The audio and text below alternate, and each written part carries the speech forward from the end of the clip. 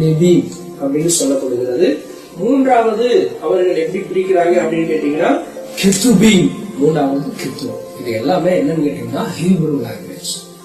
ஆமா, ஏன் அப்படின்னா அவங்க ஹீப்ருல தான் பழைய ஏற்பாடு எழுதப்பட்டது, ஹீப்ருல தான் பழைய ஏற்பாடு அவங்க படிக்கிறாங்க. இன்னைக்கும் கூட நம்ம கையில இருக்கிற பழைய ஏற்பாடு எபிரேயத்திலிருந்து மொழிபெயர்க்கப்பட்டது, புதிய ஏற்பாடு கிரேக்கத்திலிருந்து மொழிபெயர்க்கப்பட்டது.